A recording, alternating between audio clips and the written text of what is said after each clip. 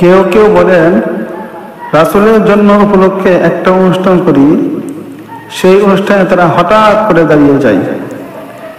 অনুষ্ঠানটাকে মিলাদ শরীফ বলা হয়, আর দাঁড়ানোটাকে বলা হয় কিয়াম।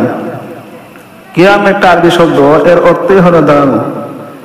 যদি জিজ্ঞাসা করা হয় কেন দাঁড়ালেন, তারা বলে নবীকে সম্মান করার জন্য দাঁড়িয়েছি।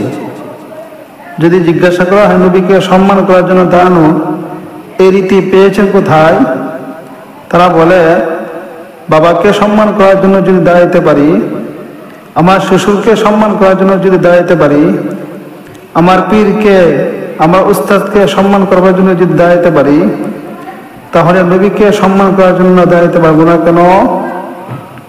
এই কথাগুলো কোরআন শরীফের কোন সূরার কত নম্বর আয়াতের তর্জমা, হাদিসের কোন কিতাবের কত পৃষ্ঠার হাদিস, এগুলো সব হলো মন গড়া যুক্তি। মন গড়া যুক্তি দিয়ে নবীর মর্যাদা হয় না।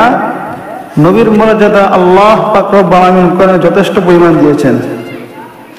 আপনার মন গড়া যুক্তির জন্য বাকি রাখেননি কিছুই। নবীর মর্যাদা দিবার নবীর হাদিসে যথেষ্ট বিবরণ দিয়েছেন। আপনার মন গড়া যুক্তির জন্য কিছু বাকি রাখা যাবে নাই। এবার দেখুন মন গড়া যুক্তি গুরুত্ব কি। আমার বাবাকে সম্মান করার জন্য আমি দাঁড়াই, আমার শ্বশুরকে সম্মান করার জন্য আমি দাঁড়াই, আমার উস্তাদকে সম্মান করার জন্য আমি দাঁড়াই, অবশ্যই আমিও করি। আমার কথা হলো আমার সম্মানিত ব্যক্তিকে সম্মান করার জন্য আমিও দাঁড়াই, আপনারা দাঁড়ান। আসলে না আসলে, আসার পরে তাকে দেখার পরে তারপরে দাঁড়ান। তো নবীকে সম্মান করার জন্য দাঁড়ালেন, নবী আসলেন কখন, আপনারা দেখেন কখন? সুতরাং এই দলিল ভিত্তিক কাজ, এটা দলিল ভিত্তিক কাজ না, এটা মন গড়া যুক্তির কাজ। এখানে তো মন গড়া যুক্তিও খাটলো না। আমার মুরব্বী আমার কাছে আসলে, আমি তাকে দেখলে আমি তাকে সম্মান করার জন্য দাঁড়াই। নবীকে সম্মান করার জন্য আপনি দাঁড়ালেন, নবী আসলেন কখন, আপনি দেখলেন কখন? যুক্তি এখানেও খাটলো না, এখানে বেখাপ্পা হয়ে গেল। আমার বাবাকে সম্মান করার জন্য আমি দাঁড়াই, আমার বাবা আমার কাছে আসলে এবং আমি তাকে দেখলে। আমার শ্বশুরকে সম্মান করার জন্য আমি দাঁড়াই, আমার শ্বশুর আমার কাছে আসলে এবং আমি তাকে দেখলে। যে কোনো সম্মানিত ব্যক্তি আসলে তাকে সম্মান করার জন্য দাঁড়াই। দেখার পরে এখন নবীকে সম্মান করার জন্য দাঁড়ালেন, নবী কোথায় আসলেন? আবারও বললেন, নবী বলে গেছেন, নবী তো এই কথা বলেন নাই যে নবী আপনাদের অনুষ্ঠানে আসবেন, বা নবী তো বলে গিয়েছেন রওজা শরীফের ভিতরে থাকবেন। নবী বলে গেছেন থাকবেন, আপনি বলবেন আসবেন, কারটা মানবো?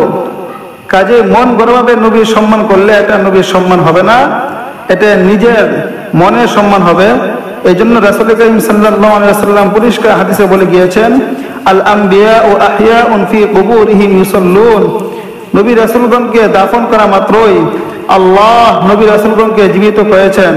জীবিত হয়ে তাদের জীবনী অনুষ্ঠানে যোগদান করবেন না, রওজা শরীফের ভিতরেই থাকবেন। এই জন্যই তো বিশ্বনবীর আগমন শুভেচ্ছা স্বাগতম, এই কথাটির অর্থ কি? বিশ্বনবীর আগমন বলতে কি বুঝেছেন?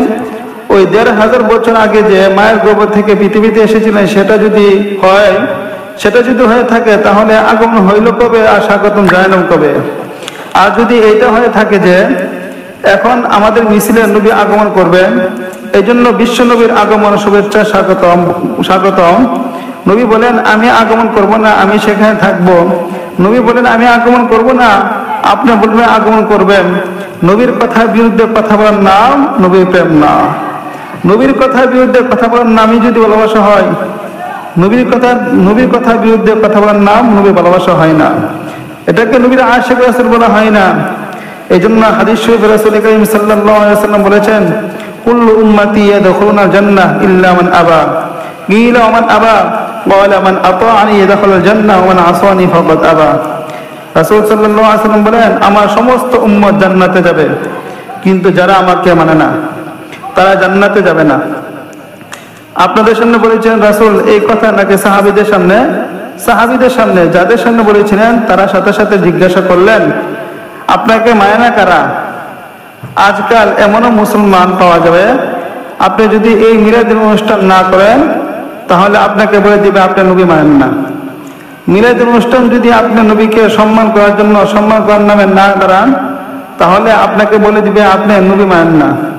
কাজে নবী মানে কে আর নবী মানে না কে, এটাও কারো মন গড়া যুক্তিতে সাব্যস্ত হবে না, এটাও সাব্যস্ত হবে নবীর কথায়।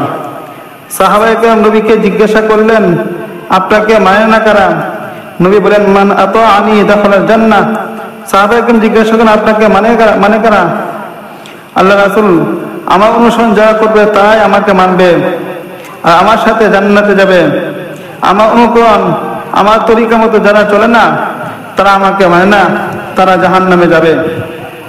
তাহলে নবীর তরিকা মতে চলে যারা নবী মানে তারা, নবীর তরিকা মতে চলে না যারা, মন গড়া যুক্তি দেয় যারা, নবী আসলে মানে না তারা।